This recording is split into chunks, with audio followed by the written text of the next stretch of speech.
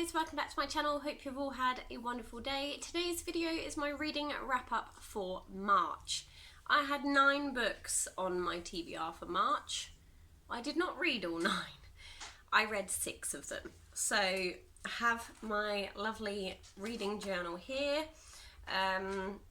And yeah, we're just going to kind of go through how I got on, what books I actually read, what I thought about them.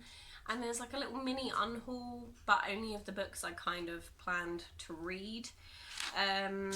So I'm going to go with the one I didn't actually get to this month, which did make me a bit sad. But I didn't have time to get to it.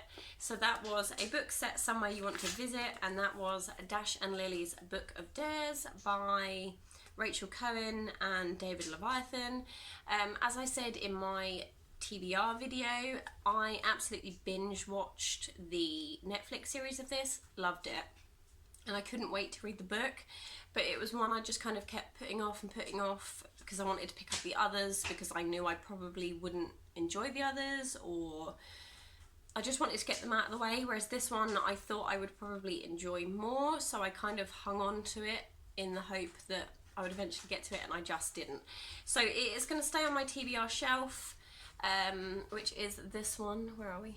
This one just here.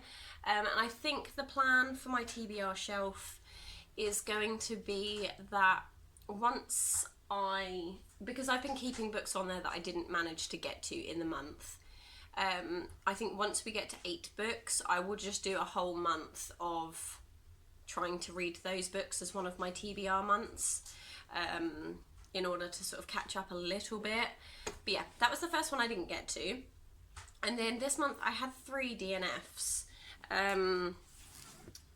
One of them wasn't actually on my TBR list, but I'd found it as an audiobook and started to give it a go and just couldn't really get into it. So that one was Annie Grove's My Sweet Valentine. It's a London kind of war love story. I got about 6 chapters into it and I just didn't really feel any draw to the characters at all.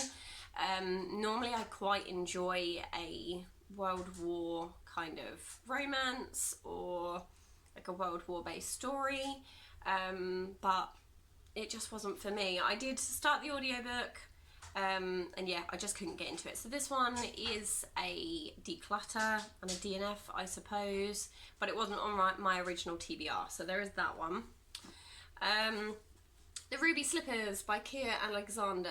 This is about an old bag lady who dies, and in her possession are a pair of the ruby slippers from The Wizard of Oz.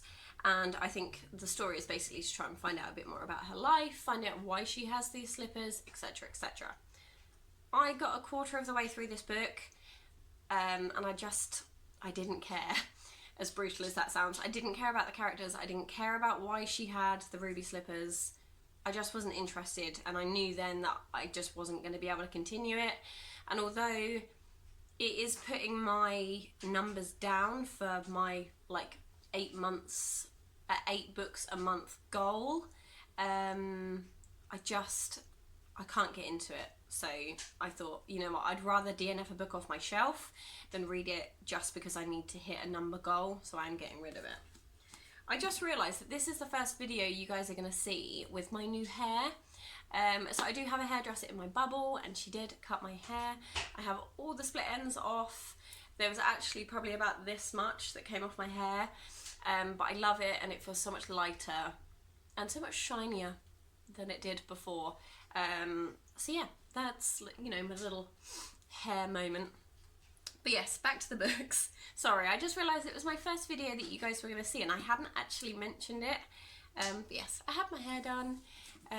She's in my bubble, so, and she's been moaning about my hair for ages and how it needed a good chop. And she was right, and I'm really happy I had it done. Yeah, that's it. Right, the next one, which I really expected to enjoy, was called The Midwife by Jennifer Worth. Now, I absolutely love the TV series. I actually own it all on DVD, and if I feel a bit poorly, I will rewatch the whole thing. And I was really hoping to love this book, and I got halfway through it, and I I wasn't interested enough to continue. Like, I could read it, but again, I didn't want to read it just for the sake of reading it to add a number to the list. It just doesn't have the same life and love to it that the TV series does. And I get that this is a bit of a memoir, and parts of it were really interesting, and parts of it I could kind of relate to what I'd seen in the TV series, but for me it just didn't give me enough oomph to carry on and read it.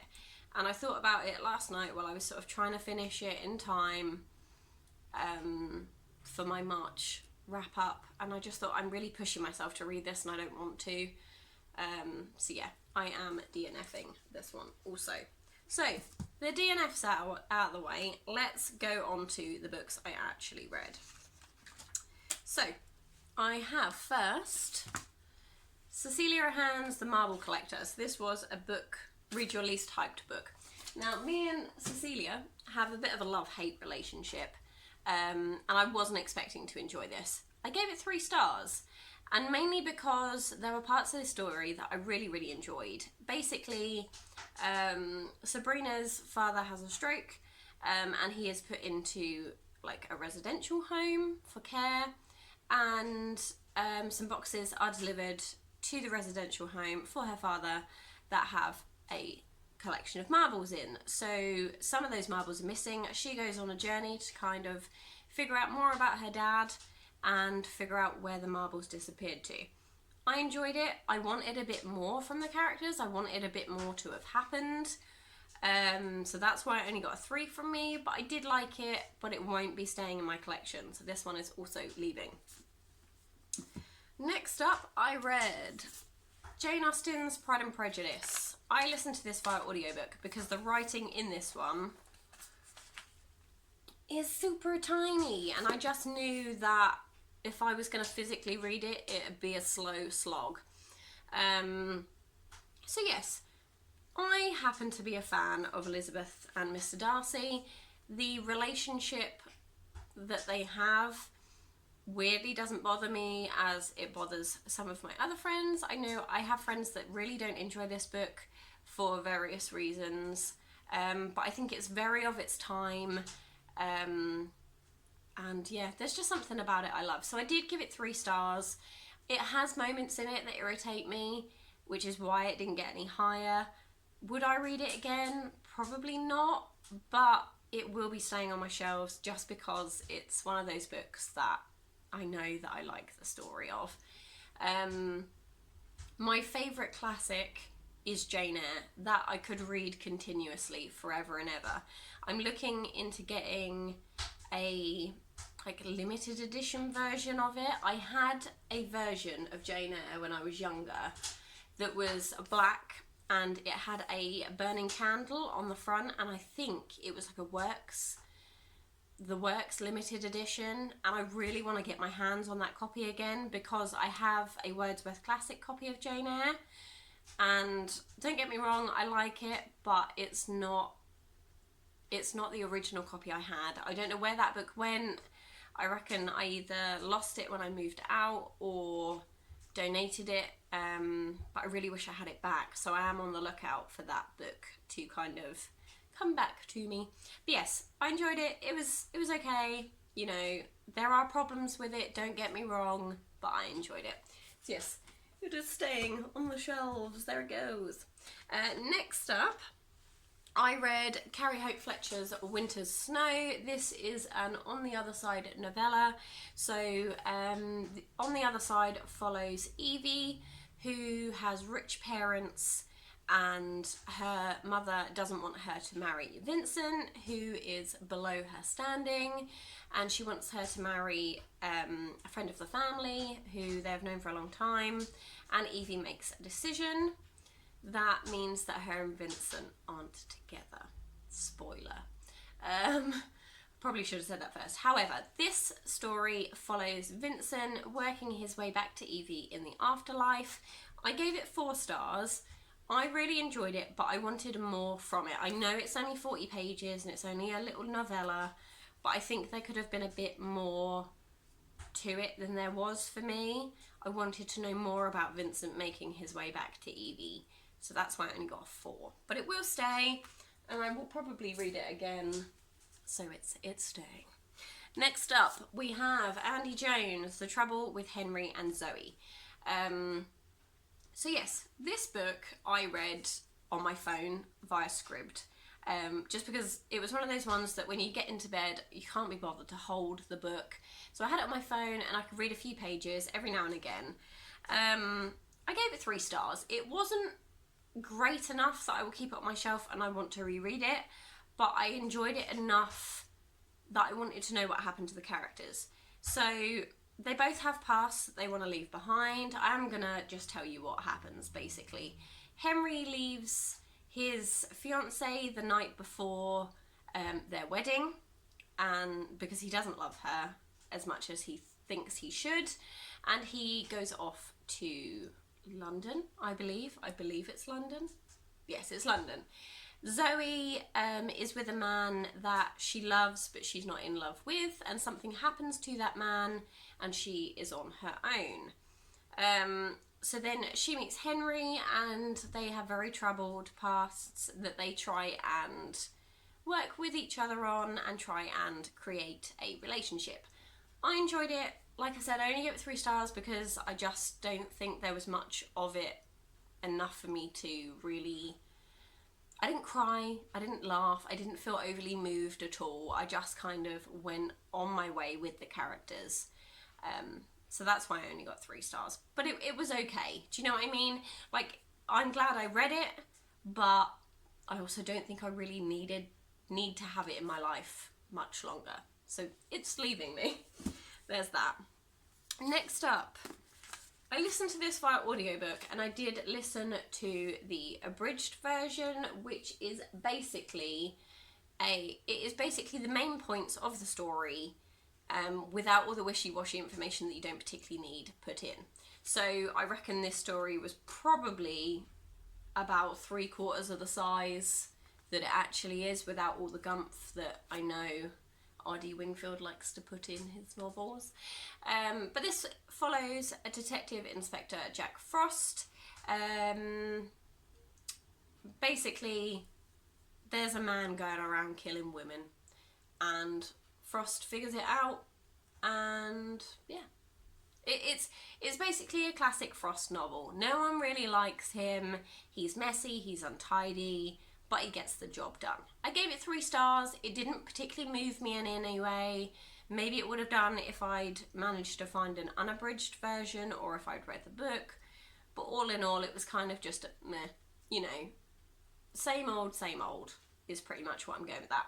It won't be staying in my collection because once I've read a detective novel, they very rarely do, unless I love it so much that I need it to stay and I plan on rereading. Frost ones, I tend not to. I want to know what happens and I enjoy being in the world of Detective Jack Frost, but I just don't feel like I need to keep him, if that makes sense. So there is that one.